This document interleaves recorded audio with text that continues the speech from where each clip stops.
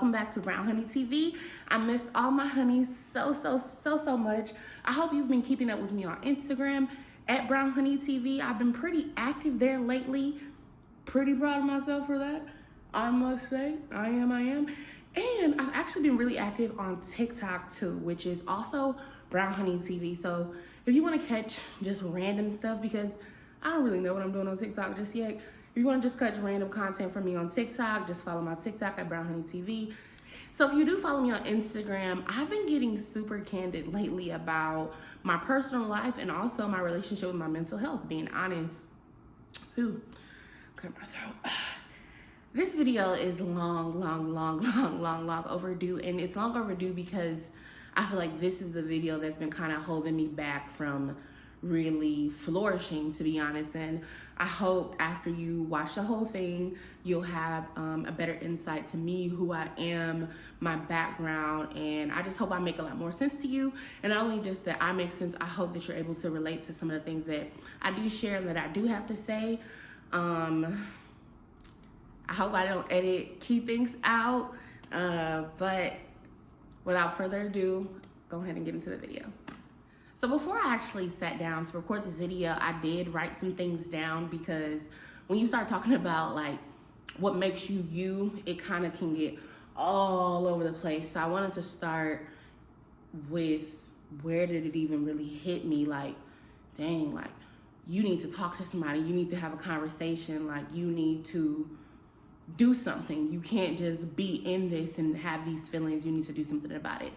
So literally just within the last month, it was in the month of February, I realized like, dang, I'm one of those people that is like living for their pet. Like, I know that's such a crazy thing to say, but I genuinely felt that way. I was like, I feel like I'm one of those people that are living for their pet, because, you know, if something happens to me, who will take care of Ace? Like, my mama don't like dogs, so who gonna take care of Ace? And I felt just so low by that I was saying like my reason for living is my dog. And obviously, yes, I know I have more reasons to live, but that's the thing about depression and isolation. It will make you start thinking that you don't have any reason to live or whatever, because you are alone. And I didn't start being alone with the pandemic. And I think that's something else where I thought I had a good grip on how I managed my loneliness. I felt like after having been gone from Michigan 10 years, I knew how to be alone now, because I had been alone for 10 years at that point. But the pandemic made me realize, yeah, I knew how to be alone, but I had all these routes to escape. I could go on a trip, I could go see friends. And I was in college, I wasn't really alone even when I was alone. And that's something like, in college, my friends did a great job of always thinking of me, holidays, anything that, you know, they were gonna go off and I was gonna be alone. It was always somebody that was like, nah, like you need to come home with me, or you need to come to this event or this gathering with me. And I always really appreciated that, because I never told them, you know what I'm saying? I never opened up to them. I never talked to them about, man, like I'm alone, I'm lonely as hell. But I mean, they saw it. Like I never went home.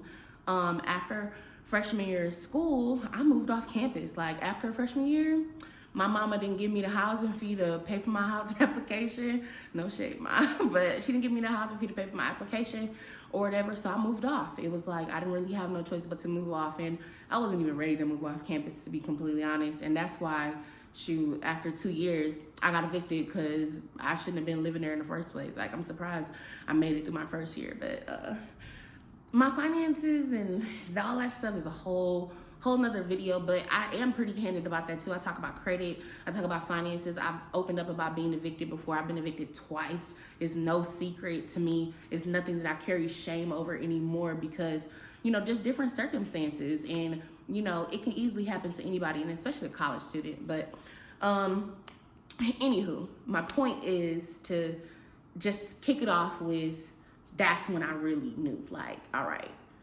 you feeling like this, you need to talk to somebody. So I hit up my one friend that I've always been kind of really open about, you know, mental health with a little bit or whatever. And I just was talking to them, and I was like, man, like, I think I need to get on antidepressants, but I'm scared. And I said, I'm scared to get on antidepressants because people have gotten so low that they abuse their antidepressants. And this is something too, like, I want to make sure that everyone knows, like, when it comes to the concept of, suicide, I know, speaking for me personally, I can't speak for anyone else. I've never felt like I wanted to die. I have felt like this feeling that I have inside of me, I want that feeling to die. Like, I don't want to feel this hurt anymore. You know what I'm saying? I don't want to carry this much hurt. And it's overwhelming. You know what I'm saying? It's so overwhelming sometimes or whatever. And you can grow to feel like the only way to stop feeling that one feeling is to not be here anymore. And I don't feel that way. That is not how I feel. But that concept is something that I do understand. So I do want to just give that disclaimer to everyone that's watching. But being really, really truthful, I just still didn't want them. I didn't want the antidepressants. I wanted the help that the antidepressants could provide, but the fear that, and being honest, is like, I also never have had a means to hurt myself. Like, I don't own a gun. I don't have any like pain medicine, prescription pills in my house whatsoever. So I've never had a means really anyways, if I really did feel inclined to go that far. So I think that's also why it was out of reach. But when the talk of bringing something into the house that could potentially bring me harm, true harm, I was skeptical. And that's when I really knew, like, yeah, like, if you don't trust yourself to have these things, you really need to talk to somebody beyond friends. You need to get back in therapy, because at a point in time I was in therapy my first year living out here, and then I just stopped because, being honest, I had my therapist bamboozled too. Like, I had her thinking that I was put together. I had her thinking that everything was good, and it's no win for anybody if you're going to be in therapy and you're not going to be honest with your therapist. And that's how I knew, like, girl, you so prideful. Like, you're so prideful. You don't even want to open up to the person that you pay. You don't even want to talk to the person you pay. So I had to stop. And I really would like to go back to her because we did do a lot of great work or whatever. But that just goes to show, like, I just wasn't really personally ready to face this. Like, it was something that I had to face. I had to say, I'm depressed. And for so long, y'all, I just could not say that. I just could not say those words. I just could not muster the words like, I'm depressed. But I knew I was. And I know that it's something that I deal with or whatever. And it really started when I left Michigan. Like, growing up in Michigan, y'all, it was great. It was so great for me because I grew up with my family, like, and my immediate family, we were the center of the family. Like, my mom and dad, we were the center. When things happened, we were the house that everyone came to. We were the house that plans things or whatever. Like, my dad worked at GM, so he was doing really well. My mom, like, had a little job or whatever, but my mom mainly worked because she just was the type to work. Like, she didn't really have to work if she didn't want to, because my dad, could have done everything. And even with that, like, my mom paid all the bills with my daddy money. You know what I'm saying? So I grew up really comfortable, happy household, grew up with my siblings. It's funny because some people actually don't even think I have siblings, and I do. I actually have an older brother from my mom. So from my mom just gave me my brother, so just her two. And then my dad actually gave me Brittany, Janetta, Jalen. So my dad gave me 4. So with my mom and my dad, it's just me. And I think that's also a weird situation too, because it's like my sisters, that's not their mom. So a lot of the things they didn't really understand, or, it was so many different situations. Like, truly, my family dynamic is like a whole nother video. And then, of course, my brother, that's not his dad. So when my parents divorced, it wasn't really, a thing to him or whatever. So it's just me. Like, I didn't have anyone to talk about the divorce with. I didn't really have anyone to talk about, what it was like moving away from Michigan to North Carolina with my mom. And then that's something else.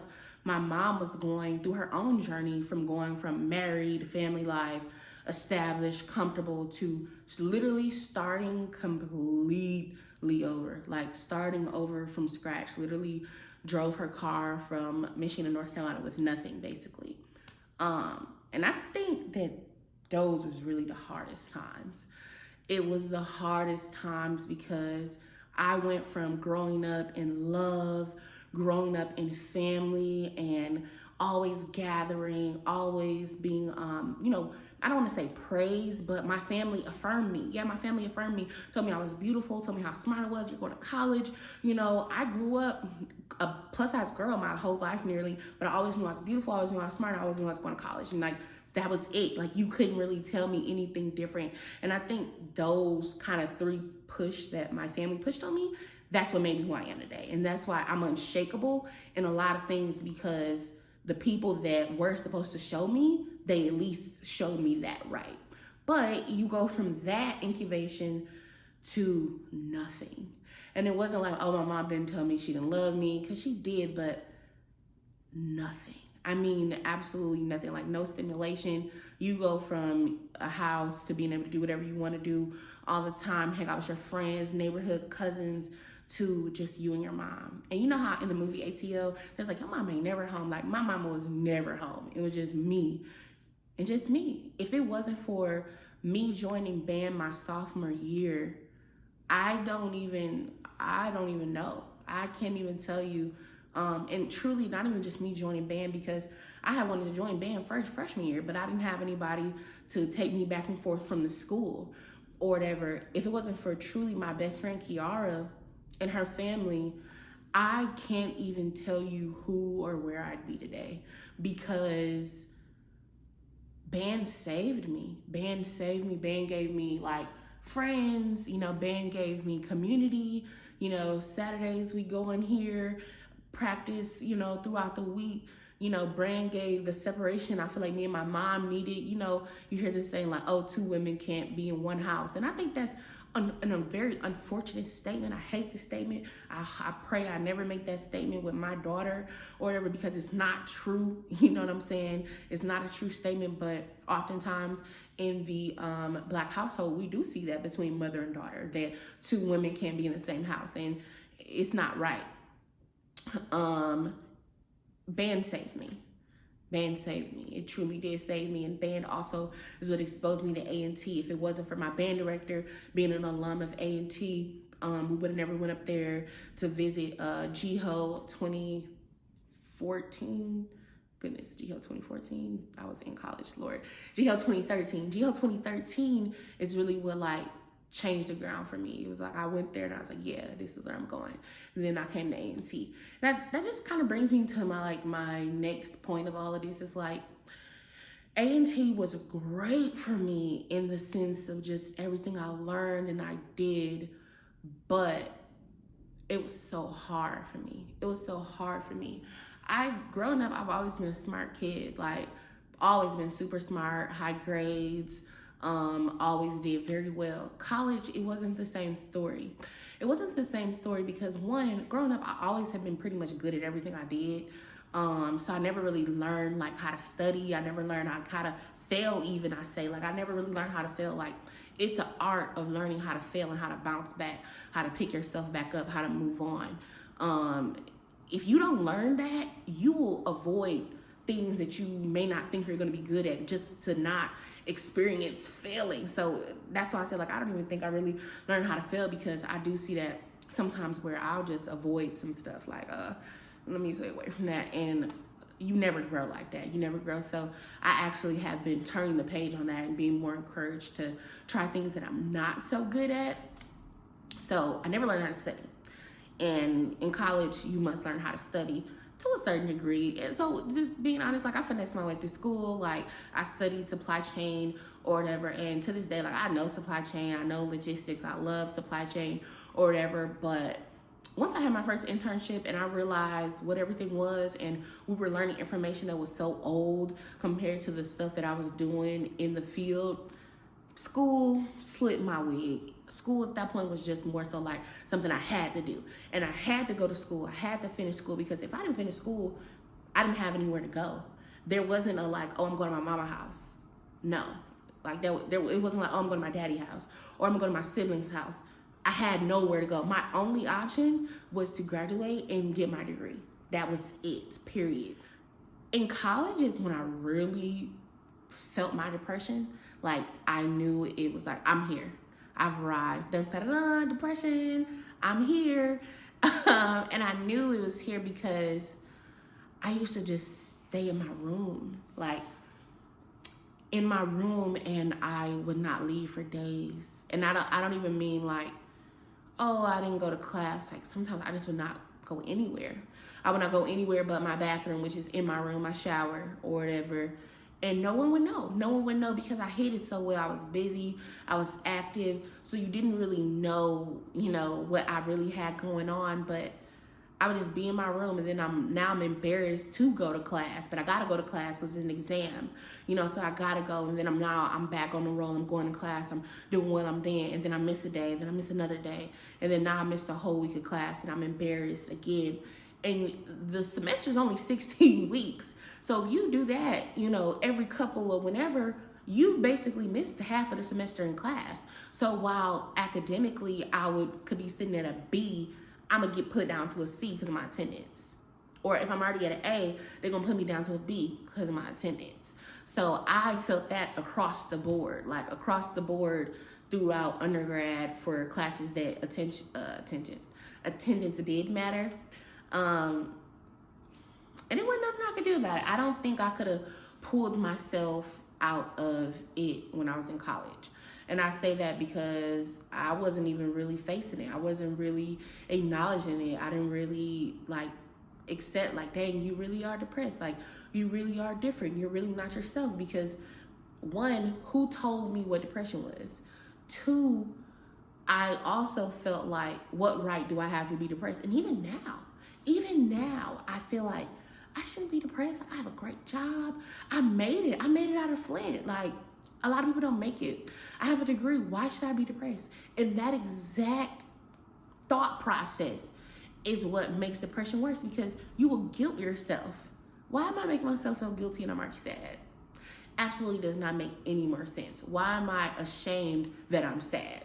Don't make any sense. And that's why it was really important for me to make this video. It was so important for me to tell people, like, now I don't want to seem like I'm just screaming to the mountaintop, I was depressed or I have depression, but I am taking control of my life by not being ashamed that I struggle with depression.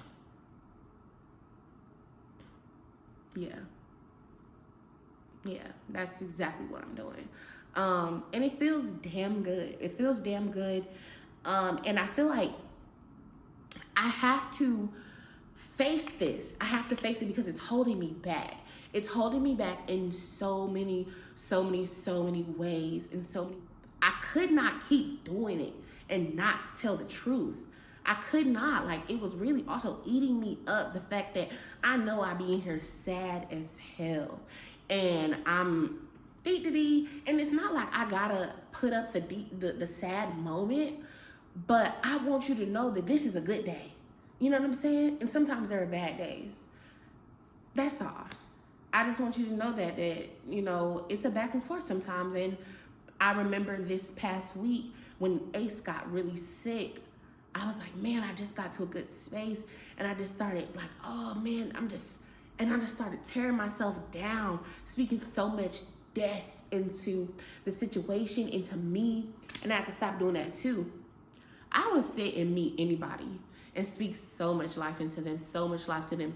But what that is I know what it's like to be empty and just need to be filled. So I feel like God has also sometimes used me in a way to give them the message that they may need. And for me, that is also a two-way thing, because when I get back from them, when they confirm to me that that was what they needed, one, I know God is with me. God hears me, or whatever, that was two. But I know God's with me and he hears me. And then two, it's like God telling me, daughter, you're still worthy to have something to say. Because that's something else. When you do start to feel ashamed and prideful about, how you're feeling or whatever, when you are sad, you may feel like, oh, ungrateful even. Like, I'm acting ungrateful because I'm not gracious that I have these things. I'm not happy about these things, but it's not these things that bring us happiness. And I think that's really just my truth in this all is, even with this video, even with this, I take a lot out of this. I take a lot of joy and a lot of pride and a lot of power back over this, but it won't fix the depression, you know? It won't take it away. But I even hope that my family, I know some of my family members do watch some of my videos, and I hope they see this and they realize, you know, how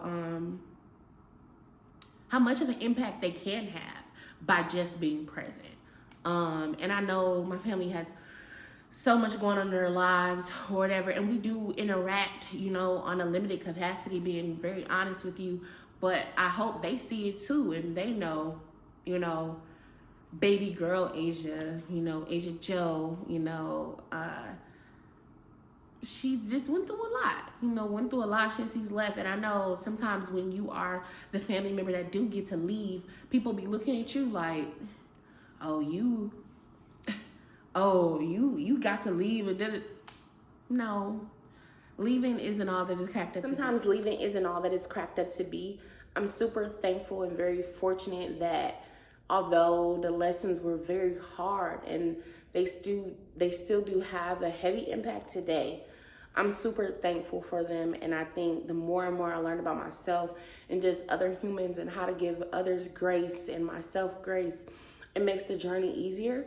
If you resonated with anything that I said in this video, reach out. Like, I would love to talk, whether it's in the comments below or other social media platforms at Brown Honey TV. Shoot me a DM or something, because I know I'm not alone. I know you're not alone. So let's talk about it. Until next time, honey, thank you so much for watching. And of course, don't forget to hit the subscribe button. Until next time. Peace. Flowers in my